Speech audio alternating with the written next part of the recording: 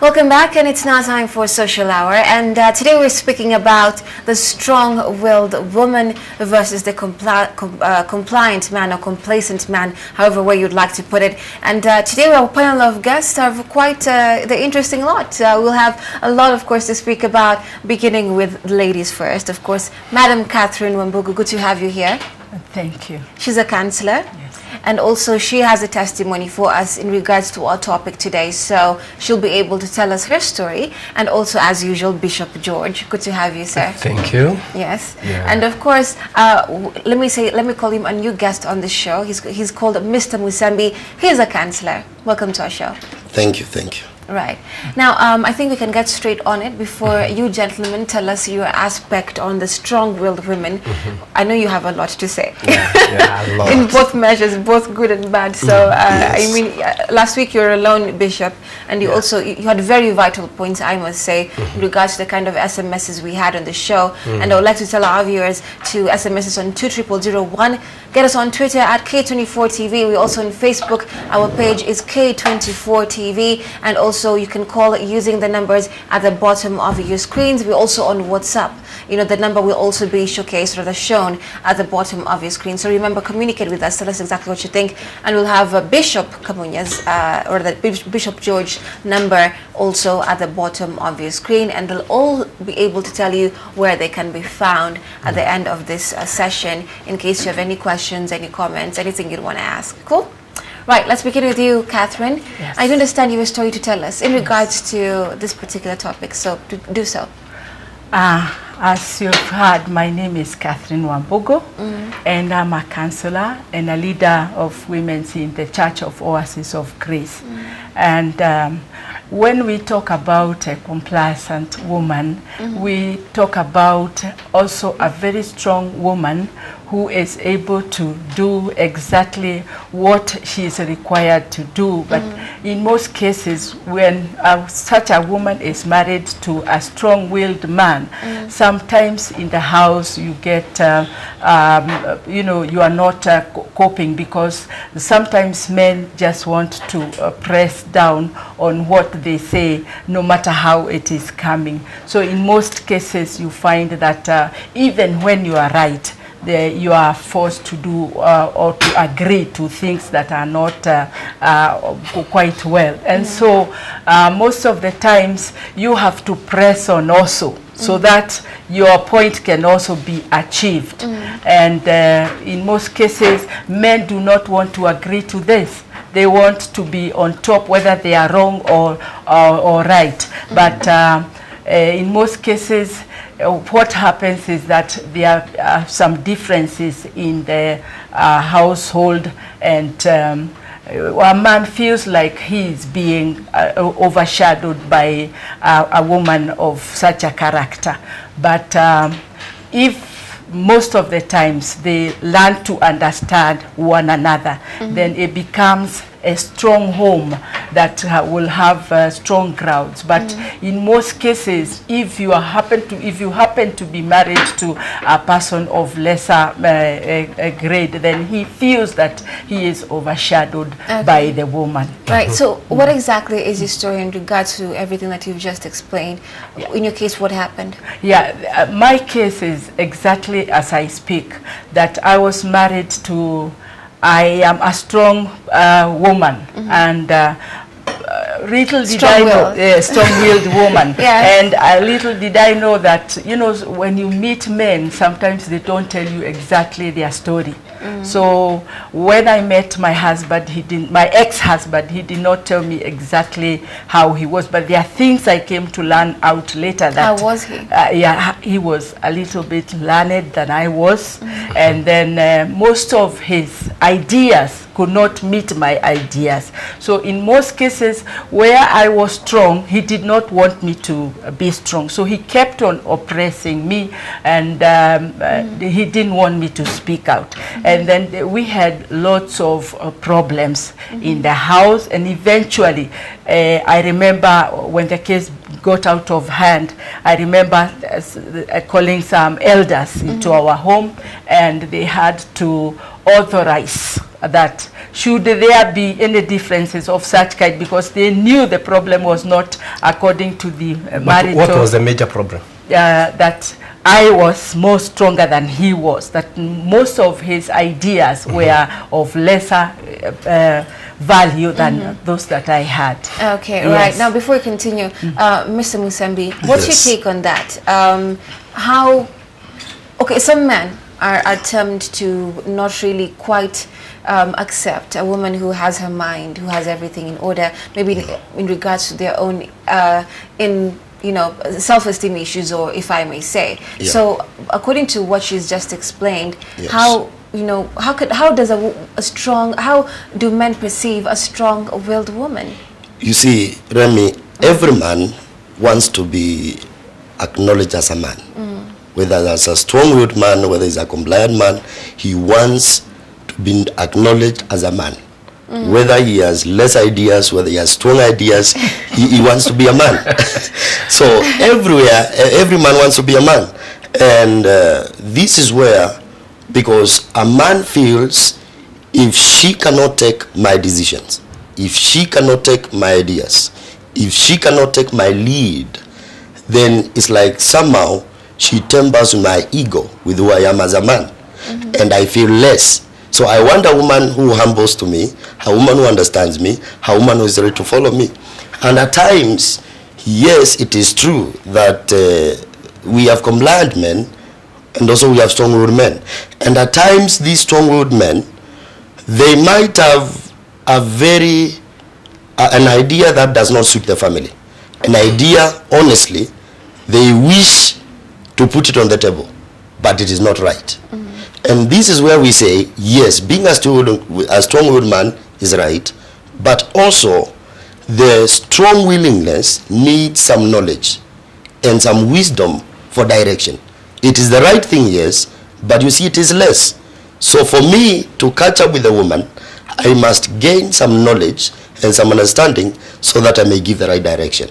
But Okay. men always want to be men. Okay, now Yes. Bishop, thing is, how do you differentiate, a man who wants a lady to be a doormat and one who wants a submissive lady, in the sense that he just wants a good wife to complement him on the strengths, to, as he is the head of the house, she's the helper, she's the one who is making these other decisions as he's leading. So how do you make the difference, doormat and a submissive wife? Before I answer that, let me first of all go back to the topic we had on Thursday.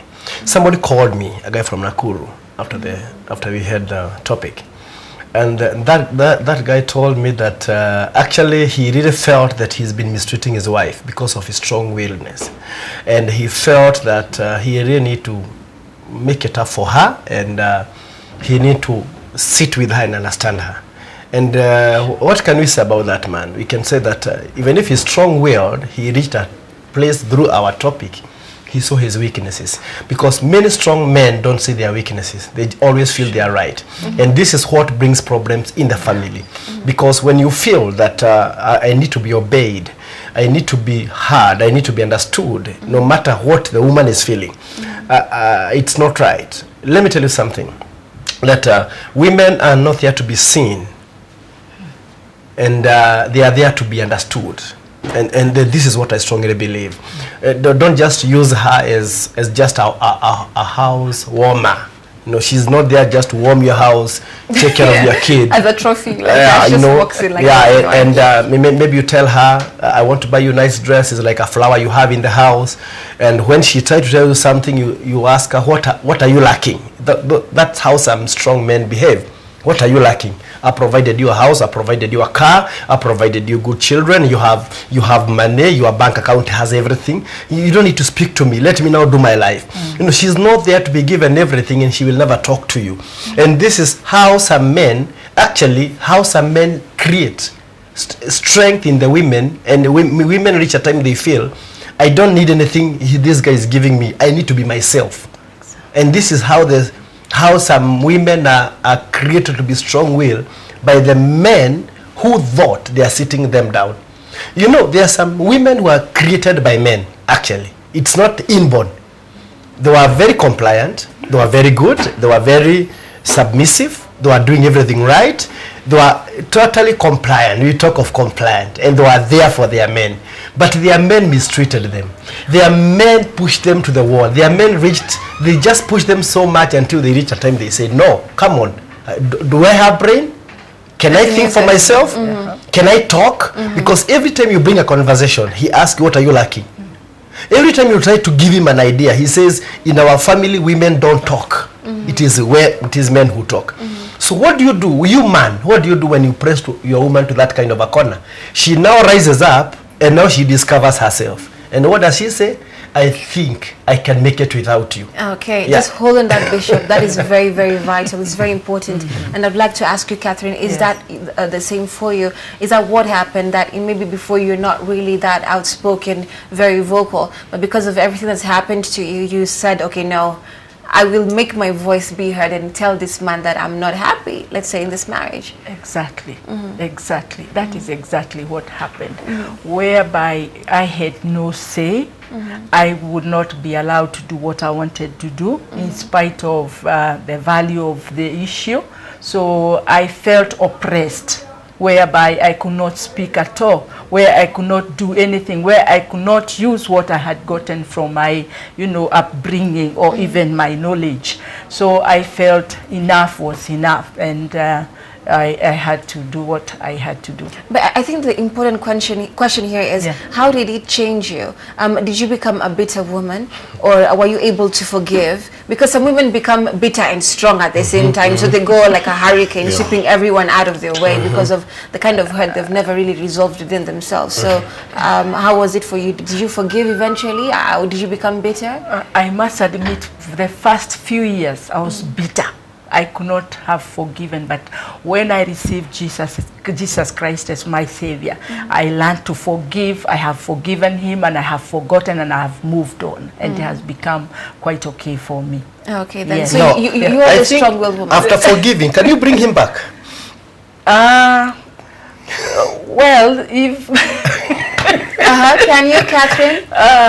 Yes, if he wants to come back, he can. But you're a different woman right now. Yes. So even when he comes back, what kind of woman is he expecting to meet? Because it's not the Catherine he was once married to. I mean, even by your tone, I find women, you're very ladylike. But then there's that audacious, like, if you get in my spot, I will make sure you see me. So what kind of woman is he expecting? A stronger woman who has learned to live on my own, and I have moved on.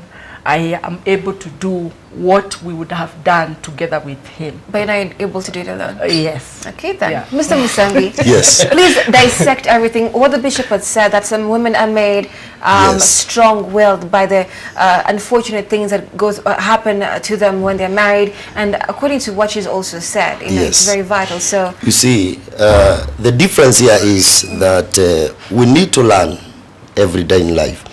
And the problem is, every man must be able to house his woman, and every woman must be able to house her man. And this is where the problem is, because when I don't find a housing in my wife, then that becomes a problem. What do you mean by housing? A housing, I mean this. A housing, I mean it. I am able to handle them. I am able to allow them be who they are. You see, at times, being who I am is very important. And you see, many people are concentrating on the children, the family, the finances and all that. But who someone is very important. Do I add value to who she is? Do I add value to who he is? Because at times, when this misunderstanding comes in, that's where the problem is. But you also find that there is what we call life encounters. Somebody has been brought up in a different background, faced some rough situations, and then their reaction becomes different. There are women who believe men are bad, men are beasts, and there are also men who believe that women are just women. They should not talk, they should not say anything. So this person comes into this marriage, or rather in a relationship, with this kind of a concept. And therefore, their reciprocity level will be so low, and they will not be able to house their partner. I think, Remy, also at the same time, when you talk about strong-willed women, these are the women who sometimes they feel, I can do without this guy. And these are the women whereby they have been brought up in an environment whereby maybe their father or their mother or their family circle, they used to make decisions, all of them. Their father used to call them, their boys here, their girls here, I want us to make a decision for this family. And I would like you to know there is no boy, there is no girl here. Now, when that girl gets married to a guy who, in his family background, he's the one who was talking, he's the one who was giving direction. He doesn't know what, and he was raised there by his mother. His mother was saying, if so and so is not talking, nobody should talk here. Then this guy now gets married to this woman, the strong-willed woman, who believes I can do what men can do. That's where actually the problem comes in, because this girl has been raised in an independent way. She thinks independently. Nobody thinks on her behalf.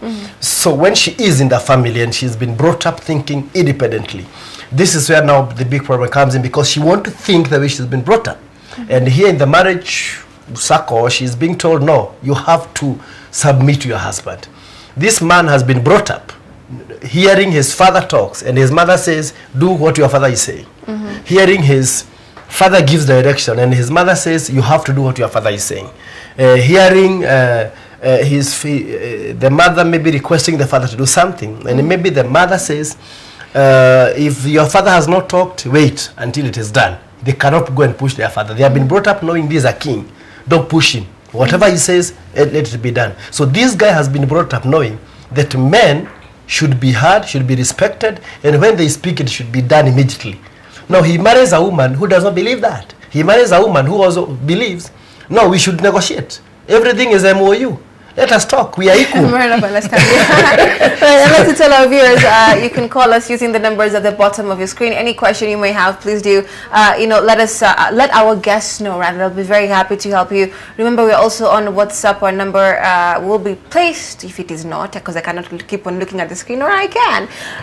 Yes, it will be put at the bottom of your screen. Not yet. Yes. All right. Let's move on now. Bishop, you've mentioned something important. Background is something most people don't consider when they're getting into relationships or marriage, and then they end up realizing that I don't think the way you think, or you don't think the way I think. And I think that's when maybe compromise is needed, but sometimes it takes a while. It takes a while, because this man want to be heard. This man want to be respected. As Pastor Musembi said, men will still be men. Whether he's compliant, he'll still be man. But I have seen a situation whereby a man does not talk.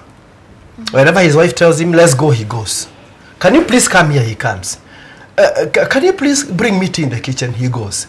And maybe guests are there and they ask him, why are you obeying your wife like this? He says, just hold on, hold on. Catherine, would you like such kind of a man? No. A kind of a man who you will tell him, come here, we go. No. Go fly. First of all, I would want to comment on something that our bishop has said. He said that women who are strong-willed are people who feel like they don't, we need men in our lives. But we need to be, to be given the chance also to live. We don't want to be, overstepped in everything that you're doing. We want us to be, heard. For example, if it is in the house, if it is an idea that has to be shared, let us also be given the chance. Like you want to be in a marriage, but have your own sense of freedom also at the same time. Exactly. Yes. Okay. Exactly. So you wouldn't like a man who is at your beck and call. Not exactly that. Anytime no. Let us work in a cohesive manner. That we are a family.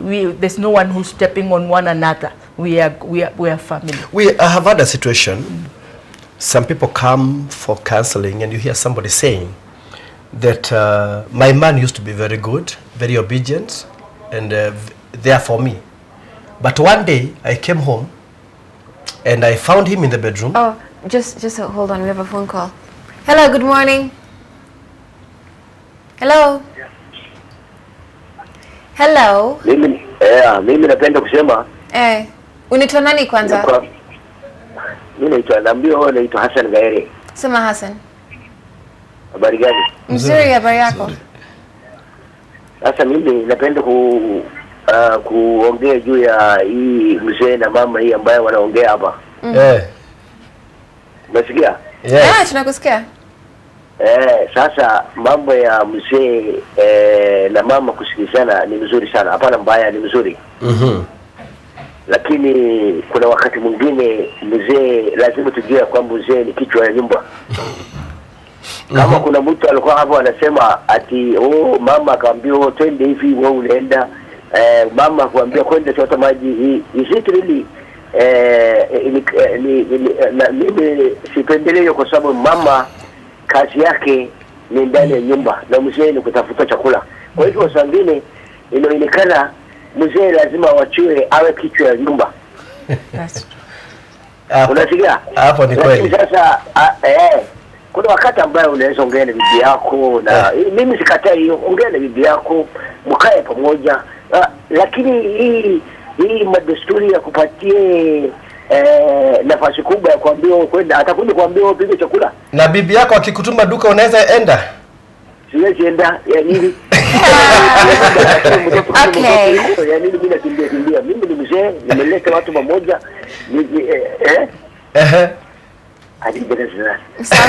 Thanks, Hassan. Bishop, before you continue. Hassan. Okay, he's off the line. Yeah. Let me ask Mr. Musembi something. Yes.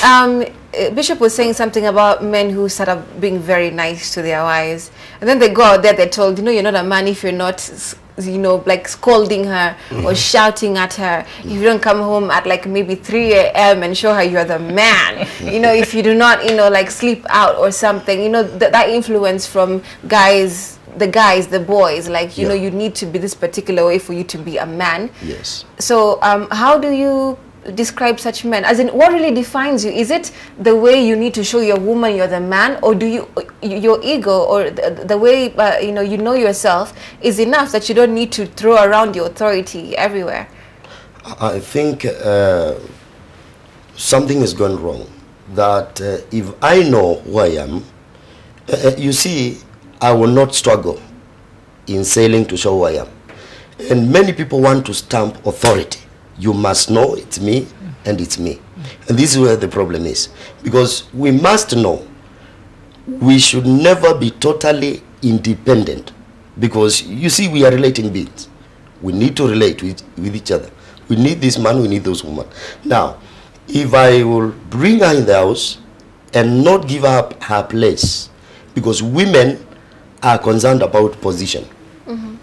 Position is very, you temper with their place, then you are no more. And men are concerned about their ego. I'm the leader, I'm the head of this place. Temper with their ego? Whether you have money or not, whether I have nothing, I'm still the man. So this is where we begin to talk issues on, do you really know who you are? Have you ever analyzed your personality? Because if you want to move out there and listen to other men, what they are saying, and you want to collect that and bring it to your house, then I think there's something wrong. Yes, you must listen to them out there, you must hear what they are saying, but at the end of the day, you don't need to apply that in your family. Okay, then. Before we come to you, I would like to ask you, what's your take on that aspect of people who get, even women for that matter, you get redefined by what you see your friends doing, or maybe what you're lacking now, you think that will be the way for you as women. You just get influenced. Like, have you seen Nani's husband? He bought a Range Evoque, and what kind of car you driving? What is this? Why can't you buy me that? That kind of a talk really would discourage the ego of a man and vice versa. So that's what do true. you say? That's exactly, Mr. Musembi is correct about it. That it should not redefine the position of a woman or a man. That we base ourselves on what other people are doing. No, it shouldn't be the case. Okay, then. Bishop, what's your take? I was saying something that a case I was handling some times ago. They were both strong-willed men, a man and a woman. And the woman was working, and she had a good job. And she had kept this man very well. She had bought this man a car, everything. They had bought a house. Oh, she bought him? Yeah, she bought him a house, and they wrote their both names and everything. But one day, I don't know what entered into this man. One day she came from work and she found this man in the house. and the man just she entered in the bedroom. The guy took the handbag, threw down everything that was in the handbag, started unsacking everything. He took the clothes she was wearing, and she went to the bathroom. He took a nurse. She started cutting the clothes, everything, and she asked, "What are you doing?" She said, "No, these clothes, you are just looking so sexy. You are attracting men." And she asked him, "For the last 17 years I've been with you, I've been wearing like this. How comes today is the day you feel I'm attracting men outside?" He said, no, I've just been feeling you've been so good to me and taking care of me because someone else is taking care of you outside. And all of a sudden, yeah, things went haywire. Things were not in good shape again. And for 4 years, she persevered now. You know, she started when they were in their 17th year in marriage until they were 21 years in marriage, still going through the same thing. The guy would call her anywhere. "Where are you? What are you doing? Whom are you with?" And he would even come there at the place of work. And if she's serving a customer, the guy would ask her, "Why did you take all that time with that man?" So all of a sudden, I discovered that the guy was suffering from a spirit of insecurity. And at times when you talk of strong will, there is insecurity which has foolishness, not strong will. All right? There's also some women, they are strong will, but there is insecurity which is not right. You feel so much insecure that even a phone call can make you quarrel with this man the whole night. Even just an SMS, somebody saying, "Hi dear, I believe you're okay." You know, you don't even want to know why he was called dear. That is enough to tell this guy, "You will know I'm the woman here, you're not eating food today. And please don't come to my bedroom, you know. Don't come to my bedroom is closed. Sleep on the couch." You know, and the guy just sleeps on the couch. The following day, he tells the girl or the daughter or the son, "Can you please go to mommy's bedroom and bring me my suit?" He wears and goes to work. Then comes back home in the evening. And when he comes back in the home, he was told, "Where were you today? Those women you are with, what were they doing? What were you doing with them?" So, and those things bring small problems in the family. Insecurity. It is, and I believe one day we should handle the insecurity and strong will. We try to mix them together. Because there is insecurity and you are not strong. And this insecurity brings a lot of mistrust. So that insecurity can make you appear that as if you are strong and you're not strong. But then you're not. You are not strong. There is a known fear in you. There is a known fear which is eating you for nothing. You don't want to see us sitting like this. You hear somebody asking, "Why was Madam Catherine so close to you?" All right? A foolish insecurity. And she's looking at you funny. And why is she looking at you? You see, Right. Just hold on. We have a phone call. Hello. Hello. Good morning. Mimi ni Esther. Semester. Mimi ninachangia huo mjadala ambao mko nao hapo. Mimi niko na mume. Ambaye tuko naye miaka 26 sasa. Na mume yule ni mtu mkali sana. Kiasi cha kwamba sasa tumeachana. Ile ambaye sijui mnaita separate nini? Separation. Ni kama separate ya baridi ile. Separate ya baridi, mko kwa nyumba moja lakini hamuongei. Kwa nyumba moja tunaishi lakini mtu hajui mwenzake. Anaweza akaenda akarara kwa mama yake. Nimemshughulikia mpaka mama yake amekufa, nimezika mama yake, kila kitu nimemfunika. Lakini hajawahi kunisikiliza hata siku moja. Mume separate miaka ngapi sasa? Sasa inaenda karibu miaka 10. Kila mtu nyumba yake? Rumu yake? Nyumba yake. Kila mtu rumu yake? Kila mtu nyumba yake. Yeye ameondoka kwa nyumba. Oh, okay. Hey. Anaishi hata anaishi nje ya Kenya. Yeye ukuja kwa nyumba? Kuja, nikampatia chakula, ambapo mimi naona sasa nimechoka, nataka hata tuachane kabisa, ninahitaji divorce kutoka kwake. Na sitawahi kumsamehe maisha yangu. Kwa ni jambo sasa nikijisikiliza, nimeokoka. Na ninaona kama itakuwa ni aibu kwa watoto wangu. Nimemfunika lakini najisikia nimechoka. Nikuulize jambo, watoto wako mumeongea na hao juu ya hili jambo ya baba yao. Tumeongea na watoto wangu, hata watoto pia naona wamechoka na yeye. Maana nikiangalia, nimejaribu kumfunika kwa watoto. Hasomeshi watoto, hashughuliki na watoto, nimemchukulia kama mume. Mtu kama huyu unaweza kumfanya namna gani? Nimeshindwa kabisa. Tutakusaidia. Yes. Nimeshindwa kabisa. Na ninajisikia sasa mahali pa msamaha pameisha sasa.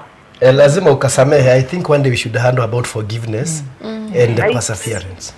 Okay. Thank you, Esther. Thank you. Remy, I would like to mention something before Pastor Musembi speaks. I would like to say, and I hope one day we can handle, there is witchcraft in marriage. There is witchcraft in marriage that can affect one person and can actually bring down the morale of another person.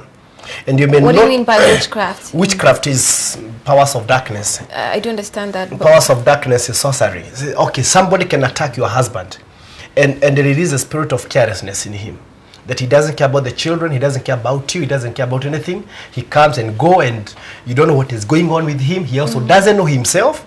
And sometimes he just comes, gives instructions, gives rules, and goes. Just not knowing that whatever is happening to him has been affected by his relatives, so that he will not help his family, but he will help his relatives. Because the relatives may not be very rich, they may be down financially, and he's the only man who is earning, having good money. So they feel this man is having too much with his wife and the children and all that, and we need this share. So they go behind his back and try to bring him down so that he will not concentrate with his family. And some of these things happen. The wife may try as hard as she can to cover the husband, to work it out. She doesn't want to show people what is going on. But if you look at Percy, you look at this man personally, he doesn't even have relation with his wife sexually. He doesn't even have relation with his children as a father. He just comes home, look at the house, stays for 10 minutes in the chair. Then he just leave like 10,000 there. He goes like 3 months. He comes back. You don't know where he goes. He doesn't say where he is. But if you look at it spiritually, you can see that this man, there is something that is happening to me that was not right. Okay. Maybe Pastor Musembi. Yes, I think a very serious issue here is we have to acknowledge the fact that if somebody got into marriage, they married, number one, an adult. And this person, since they were born up to where you found them, character has already formed. There is what they know about men, there's what they know about women. And let's say, let's agree that we can't change them drastically. But when we come together, we can begin to know who they are. Let's begin to trace their background. Where were they born? Who raised them up? Who taught them what and what? For example, one time I told people, take a 48 exercise book, pages, and write about yourself.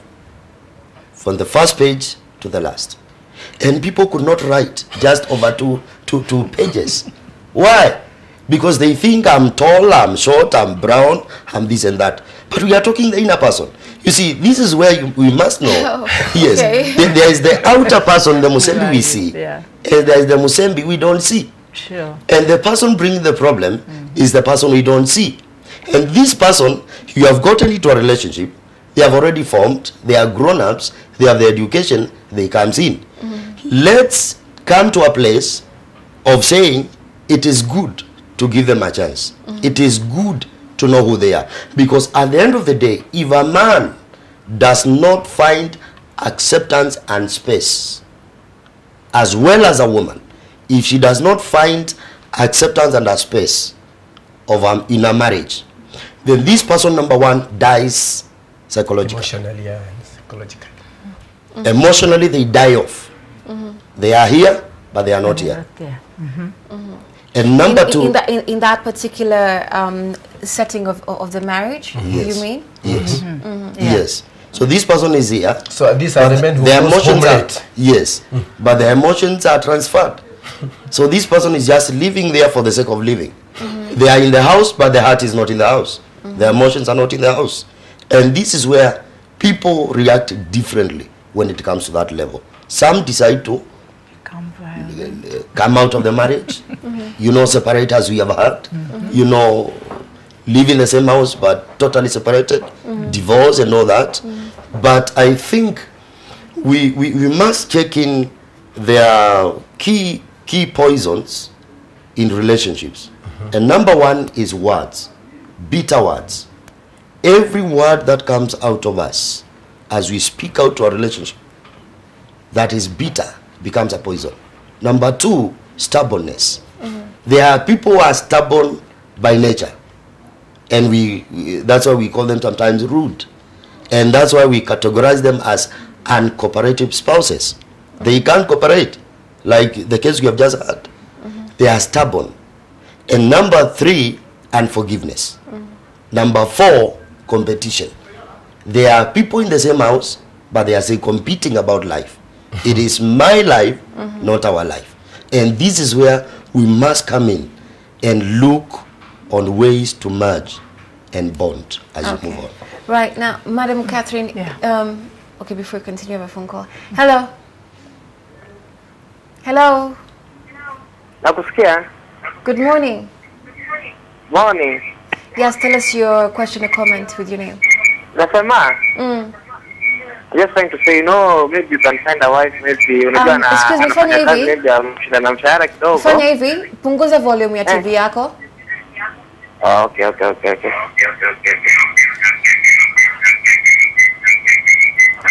It really has feedback.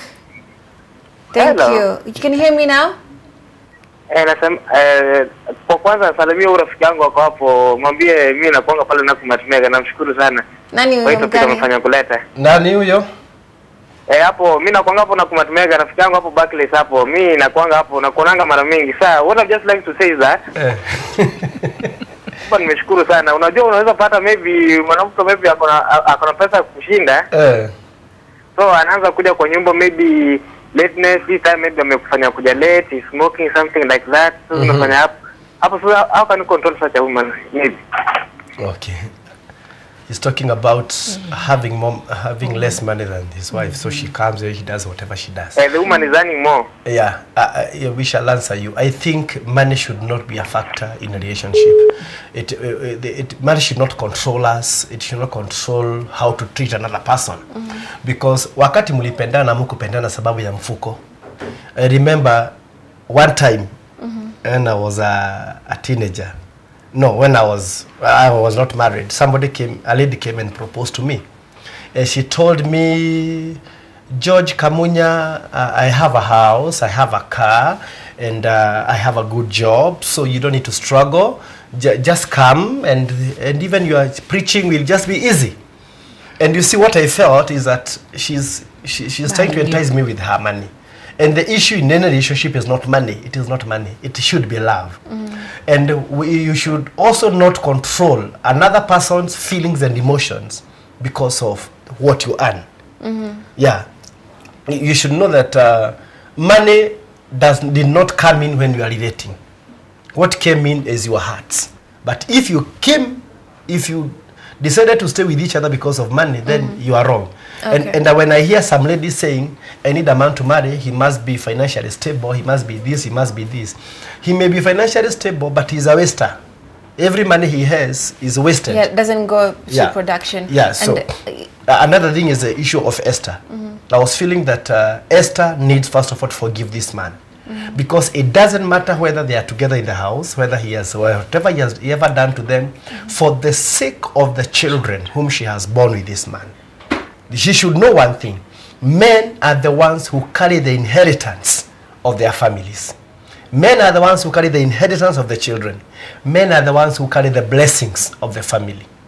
All right? Whether you divorce, whether you are together, as long as you have such children with him, he is the figure father of that family. Okay. So she should forgive him for the sake of the children. Sawa. Yeah. Now, Catherine, because of time, we need to wind up. But also, I feel also for yourself. You know, when you don't forgive someone and you're always bitter and you're hurt, especially women, because of how we are made.